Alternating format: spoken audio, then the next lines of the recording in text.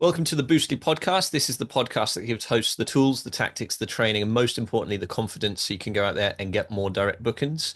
We're doing something slightly different on this episode, and I'm going to call this Behind the PMS.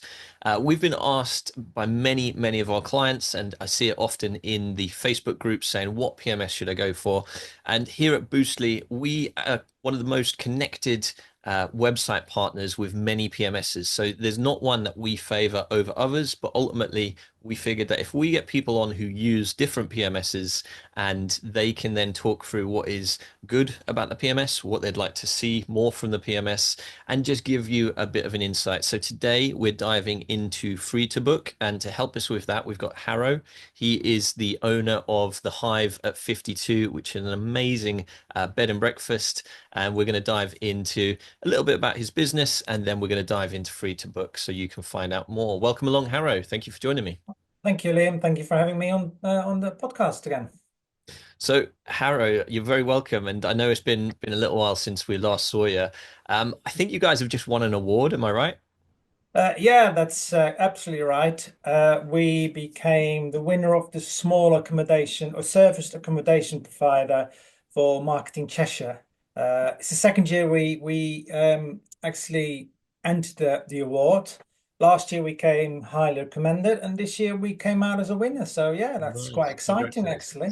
Congratulations. That's always good to hear. I like to see people getting these awards in hospitality, and especially good people like yourself. So, uh, I know we're going to be talking about free to book today, which is the PMS that you use. But before we do, can you give an introduction to your business so people have an understanding of where you're coming from hospitality wise, and before we dive into your software? Yeah. As you say, my name is Harrow, and I run the Hive at 52 Bed and Breakfast. It's a small bed and breakfast in Cheshire in the northwest of England. We in our 10th year this year, so we opened 10 years ago in November. But prior to that, I've been in the hotel business for 20 odd years. And I've did all of everything from chef to reception, revenue manager, operations manager, and revenue sales as well. And then about 11, 12 years ago, I was in between jobs, and we start thinking maybe we start something for our own. And 10 years on, we're still going. Nice. And so you mentioned this bed and breakfast. I know a lot of people listening to this will be in hospitality. Some will have short-term rental, but bed and breakfast for people who aren't familiar, what is the entire setup? And I know it sounds obvious, but just for everybody to so it's really clear. Well, it's funny you asked that question because I've been talking to a few other people in Boostly about it, and I put on the group last week as well about asking if there was anyone still doing bed and breakfast or guest house. Um, I mean, some people call us the dinosaurs of the industry, where we do the old-fashioned welcoming people, cooking breakfast for them, and looking after them. We're on property, a lot of us. So the setup we have, we actually live in the house as well. So it's a big detached house with three guest rooms. The front of the house is the bed and breakfast, and the back of the house is our property for my family. And as I said, I do everything really. So I do the marketing, I do the social media, I check people in, I check people out, I cook the breakfast, I serve the breakfast, and then once the guests have gone, I actually service the rooms, clean the rooms, do the ironing and everything. So it's really just me doing the whole bed and breakfast. I do get help from my wife, and when my eldest daughter is back from university, she will help as well. But 99% of the time, it's me just looking after the guests, really. It's a bit like a kind of hotel, but not as many facilities. Yeah, that's cool. And ultimately you're doing a fantastic job, hence the award. And just before we move on to free to book, who tends to come and stay in the property? Um, it's it really well, it's been quite a mixture actually. I've been really lucky that for the last year and 2, 3 months, I've had two corporate guys stay with me Tuesday to Thursday or Monday to Friday. Mhm. But generally speaking, my clientele is people who visit their friends and family locally, who can't stay with family or don't want to stay with family. A little bit of business, and then during the summer we get the weddings, people attending weddings, and also visiting some of the local gardens in Cheshire. So I would say 80%. Usually it's 80% leisure and 20% corporate. But as I said, for the last year and a bit, it's probably more 40% corporate and 60% leisure. And with being busy in the week sometimes, or most of the times, I actually can close out the weekends. So it's getting a little bit less. But yeah, so about 80-20. And as I said, the last few years, it's more 40-60.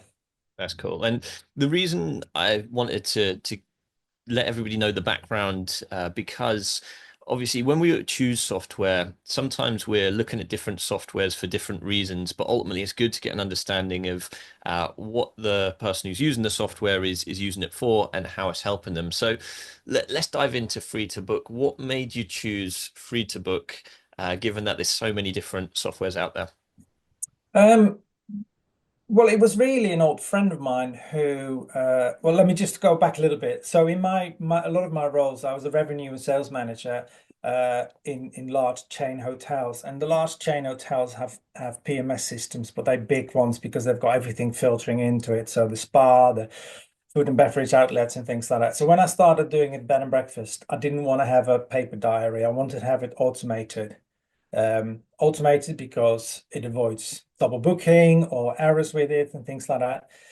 So when I then opened the B&B, a friend of mine was running a bed and breakfast in or a guest house in the Lake District, and he just started to use free to book. He used another PMS before, but he was very, very unhappy with that. So he could actually tell me the bad and the good of both PMSs.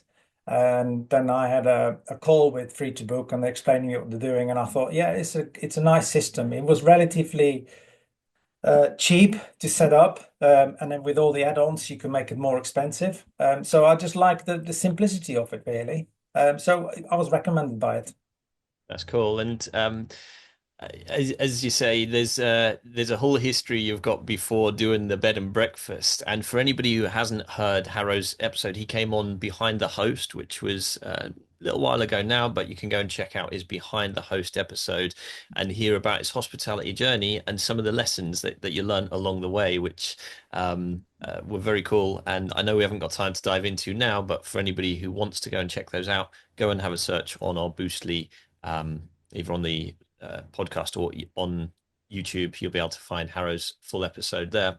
So let's talk about the features of free to book. You were recommended this by your friend to go with this one. What features do you like the most? What ones really stand out? Um, I like the simplicity of it. You know, the calendar view gives you an easy overview of what you've got in house, the next few days arrivals or the next month arrivals. Personally, I also think that the customer communication is very good as well. You get a response quite quickly. I don't tend to phone because most of the stuff I have is not urgent, but when you then submit it through their help desk, it actually you get quite a very good response on that. What I remember it, obviously, it's about 10, 11 years ago now. It was easy to set up. It's easy to use. And they seem to still be developing as well, although not as quick as probably some of the bigger ones, but they're continuous looking at improvements. So then I think about a year and a half ago, they introduced something called Bloom. And it's actually their part of the booking engine. So I know you've probably seen it as well, and many people have that when you're on your website, you've got your lovely pictures and your brand colors and things like that. And then when you go to the booking engine, it's very clunky, it's not in your colors and things like that. And they've changed it. So now when you go from my website on the book now button, it actually almost looks like you're still on my website. So they introduced, I think it's about 2 years ago now, or a year and a half ago, and I'd really like that as well. It just made it a bit more professional. Um, Also, then last year they introduced improvements on their channel management as well. So it's now easy to close out or restrict OTA channels or one OTA channel or two. So the whole system is a little bit easier. And then also, as a small PMS, they introduced RoomPriceGenie, which is the dynamic pricing tool. Again, in my past experience, I've worked with dynamic pricing tools or yield management tools or revenue management tools quite a lot. And I wasn't sure how it would work for me as a small business, but I still use it now and I love it. And it was affordable for me. I don't really know the prices for the likes of what they call price. What's the other? Price Labs. That's Price Labs. I don't really know, but for me as a small bed and breakfast, I think I pay £30 a month plus VAT for my dynamic pricing, which I think it's actually pretty affordable. Um, and the other good thing I think as well about free to book is that you can make it as cheap or expensive as possible. So you can use it as your PMS, not having any connections with your channels. You can use their reputation product where they send out message emails to trying to get reviews. You can have the automated messaging system, but you can also not have that. So you have to do it yourself, set it up yourself. So there's a wide variety of things you can actually add on. And obviously it makes it more expensive, but if you don't want to do that or you don't have a need for it, you can just have it as your PMS, and that's about it. Nice. So Um, build your own type of you can pick the bits you want and leave the bits you don't. Yeah, exactly. So I used to use Reputation Suite, and I think it was something like £99 a year, but it wasn't doing anything for me. I wasn't getting any more reviews, so I just knocked it on the hat, was saving me £100. Mhm. So yeah, so you can, and even with dynamic pricing, I was on it for about 6 months, 2 years ago, and I was like, it's not really doing anything for me. So I switched it off. There's no contracts with it or anything like that. But then I'm back on it now for a year, and I like it. So there's quite a bit of flexibility there as well. If you don't want to use it anymore, you just turn it off. So yeah, and then during COVID, obviously COVID was a little bit different, but they introduced a digital registration form as well. It's still on there. And that sort of helps me collating email addresses of guests because I just have to do a tick box on there saying, would you like to receive news from us? And then I upload them once a month or once a quarter, and I upload them to my CRM. So it's quite a simple system, but you can make it as difficult or complex as you like it, really. And that's what I really liked about it. Nice. And I know in the industry, and certainly we mentioned this just before we hit recording, I've never used free to book, so it's my kind of preconception that it is one of the ones which are very good price point. Is that right in saying that it's super affordable? Yes, it is. Although I have to sort of say a little bit that they have now increased that, or from the 1st of April, they have put a minimum charge on per month, which Got it. caused a little bit of a stir. But I still think, even beside that, I think it's still an affordable option to use. Again, I've looked at some other ones and they're sort of comparable, but you just when you read through it, there's always something hidden there. So personally, I think even with these price increases, I think they're still a very affordable option. Yeah. That's really cool. And one thing that's really important, particularly in your case, obviously, is you've got one address but multiple rooms there. And I know certain PMS can struggle with that, whereas it sounds like Free to Book does that absolutely fine and can manage different rooms at the same address. Is that correct? Yeah, yeah. So I mean, my mate I think he had 9 rooms, and he was fine. He's coped with that. So I don't really know how it would work for a short-term rental accommodation because I don't really know how the setup is for that. But looking at it, I'm sure they can set it up that way as well, and it works. And as I said, it's not just small hotels, B&Bs using it. I know there's STRs and holiday lets using it as well. So. That's cool. That's cool. Well, thank you for giving us the overview of features. Is there any features that you'd like to see come to that PMS in the future? So, what would you like to see as additional features coming to it? Um, For me, I think it's not really used. I mean, I think it'd be handy if it links in with my website. So is it the API? I'm not very Yeah. technical on that side, but the API links in with Free to Book. That'd be good because then I linked into my Boostly website. Mhm. Um, and the other thing, I think some of the reporting with RoomPriceGenie, I quite like to know where they get my competitors' rate from, Mhm. and Yeah, that's quite restricted with RoomPriceGenie, and that's probably because it's the price. For a low price, they can't really give me that sort of information. But I quite like to know where they get my rates from because then it gives you a bit of a better idea that if my rates are going to £150 and there's nothing going on in my area, but maybe they're looking at the likes of Liverpool or Chester and there's something going on in the city, which, but well, Chester is about 12 miles from me and Liverpool is about 20 miles from me. So that would help. But otherwise, no, I think I think they're listening to their customers and they're developing areas they've been asked to develop. So to be honest, no, I don't really have anything except those two, really. That's cool. And when you're in need of some service from them, is it what is their support like? I don't think it's 24 hours. But Mm. again, I don't know because I've never had the need to use it. They do have coverage in the weekend, but it's very minimal. But otherwise, you can call them or you can just message them through the system. And as I said, the response time normally is very good. I've had responses within 10 minutes, and probably the longest response I waited for is probably a couple of hours. So, but as I said, really can't remember if it's 24 hours, but definitely it's 7 days a week. That's cool. Well, Harrow, thank you for coming on and sharing the features, what you like about them, and all the things to do with free to book. If somebody's listening to this episode now, considering free to book, can you share how it's impacted your business since you started using them, and any advice you'd like to share with them? Um, well, for me, it has made the process easier, and I think that would have been with any PMS I probably used. It's like, why still use a paper diary, even if you have one, two, or three properties? It's so much easier.